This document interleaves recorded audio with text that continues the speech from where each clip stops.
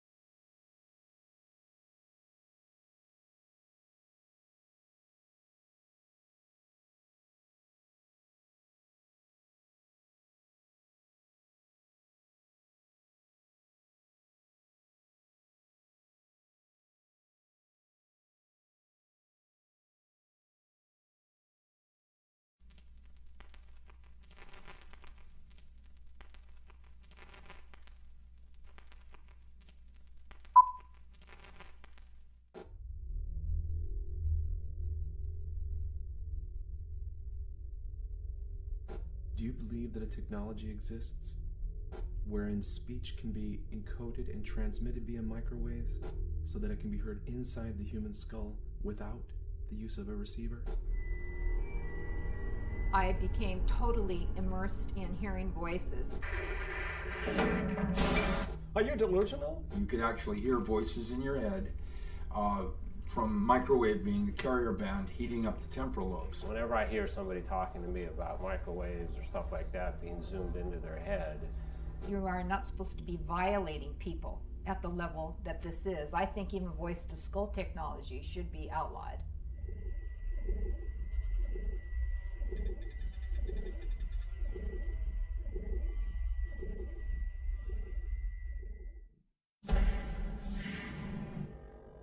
In the 1980s, a firestorm of court cases concerning the satanic and ritual abuse of children swept across the United States and was fueled by the popular media.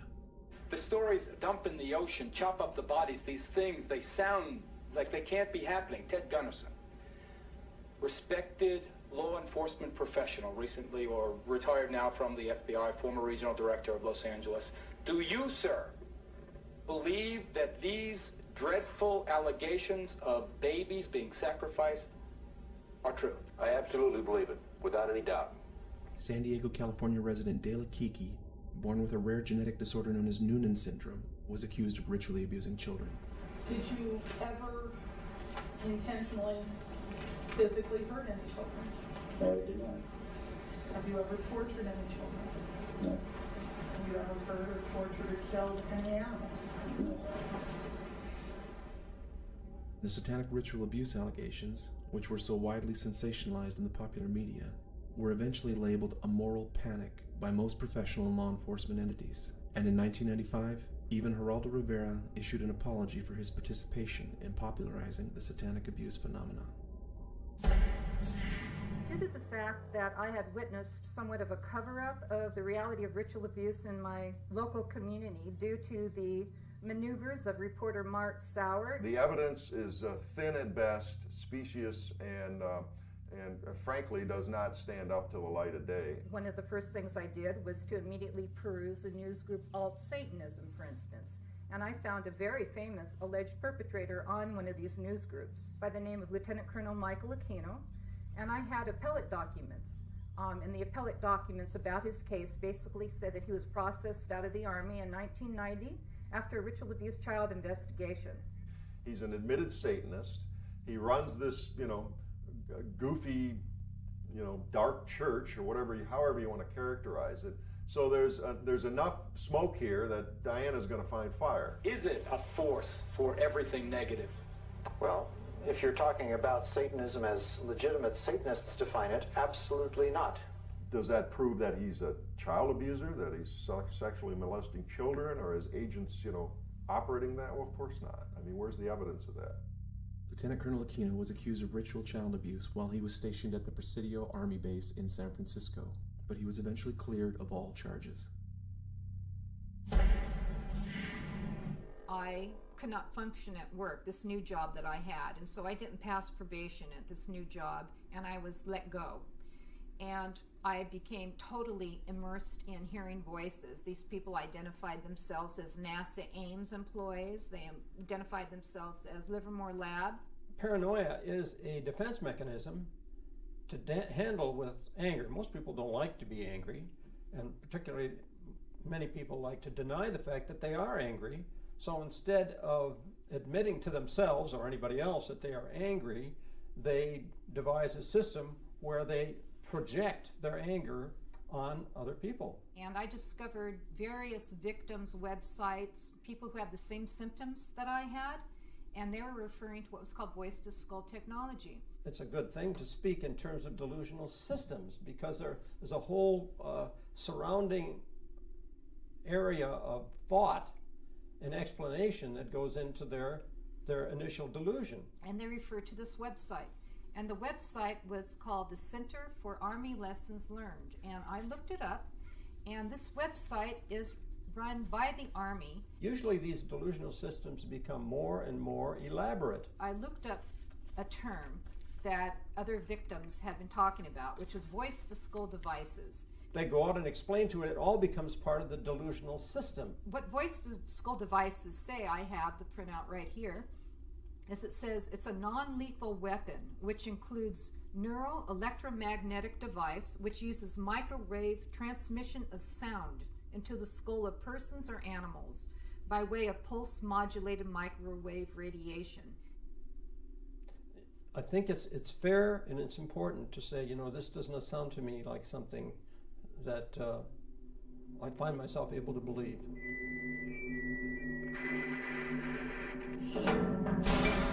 There have been recent advances in acoustic technology which can transmit sound great distances with a very narrow target range.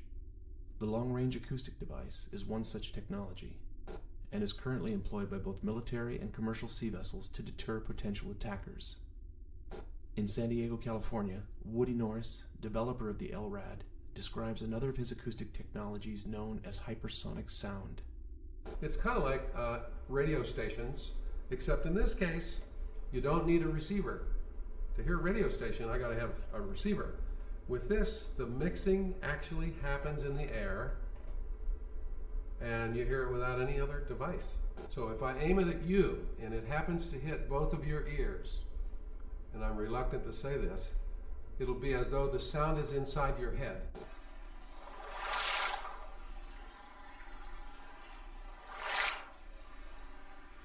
This time I'll come all the way around in case you're getting a lot of echo from the room. Much of it is people pleading for help because they've been hearing voices in their head for years. And now this technology explains it. If it's my sound, turn your head, plug your ears, cover your head, sound goes away.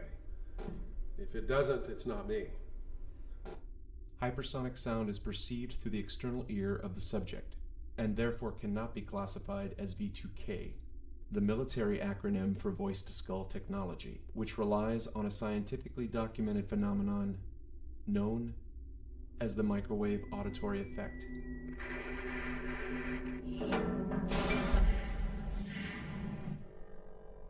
The observation of the phenomena came way back during the Second World War, and the radar operators, accidentally noticed that when they stand in front of the radar, sometimes they can hear clicks in their head. Somebody by the name of Alan Fry had talked to some of the radar operators based on their report, and he conducted a very simple laboratory experiment.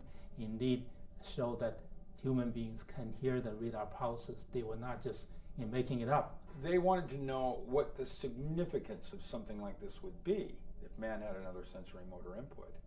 And of course, the possibilities are staggering. Like you have another sense like sight, only you're not using it. What do you think that would imply? It means you're walking around being blind to something that's constantly giving you inputs, but you're not aware of it. Well, the first implication on that would be a weapon. There was some concerns because the American embassy in Moscow was reported to have been bombarded by microwaves. So the speculation was that are they trying to get intelligence, or are they trying to actually mess with the brains of the embassy personnel? So there was some experiments being conducted. Of course, then they were involved in some other things which I'm not involved in, which are classified in nature. Dr. Lin configured the equipment for the 1973 experiment performed at the Walter Reed Army Research Institute, wherein the experimenters successfully encoded speech and transmitted it via microwaves. The subject of the experiment, Dr. Joseph C. Sharp, was able to hear the spoken words for 1 through 10, and the results were published in the Journal of the American Psychological Association. And while Dr. Sharp verified these results during a personal interview with the filmmakers, he declined to have his voice or image recorded, stating that the technology was still too controversial. In ordinary sound perception, sound that goes into the ear canal gets amplified by the small bones in the middle ear and then gets to the inner ear where the cochlea resides, and in the cochlea is converted to electrical impulse. But fundamentally, the physical phenomena that enables it is mechanical movement of particles. So the mechanical wave transmitted by the bones of the middle ear gets converted at the inner ear into the electrical impulses. But in the case of a microwave auditory effect, is the source is electromagnetic. So if you expose the biological tissue to a pulse of microwave energy, the tissue expands and induces a vibration. Instead of going through the middle ear, the microwave-induced vibration gets propagated to the inner ear directly, and at the inner ear is converted to electrical impulses again. And in this case, and the vibration in the human tissue, if the tissue is the head, for example, will fall within the auditory range of a human subject. All applicants for voluntary admission are held a minimum of 15 days for examination before they may be released.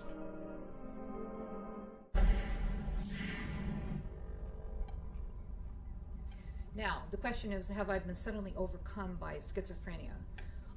My answer to that is that I have been forced on medication for the past 4 years, and not once have any of my voices stopped. What's really going on here? Well, we really don't have the models yet, or the belief systems, to be able to cope with these things. People now are talking about actually direct communication, like we mentioned, sending a message through the air to a person without anybody else being aware of it. That is within the realm of possibility. If medication does not stop these voices, and these people have, and the victims or your clients have a plausible story. This is like another sensory motor input that man has not yet learned how to use. Of course, you could, as I say, if you have a high enough power system, you can have a group of people subjected to the same type of a phenomena. There's all kinds of applications there, in terms of making someone think they're crazy. To hear voices in your head, what do you think that's about? If you started hearing voices in your head and it wasn't your voice. I don't know whether it is true or not. I think there's a sizable number of people who think this is being used for mind control. Mind control is right at the top of the list. That obviously is what everybody would like to do, is control everybody's opinion on something, right? I think if somebody who wants to do it, there is the potential. Is that going to convince you? Not necessarily, but it will convince me. That convinces me. No, I do not think that I was just suddenly overcome mysteriously by voices just out of the blue.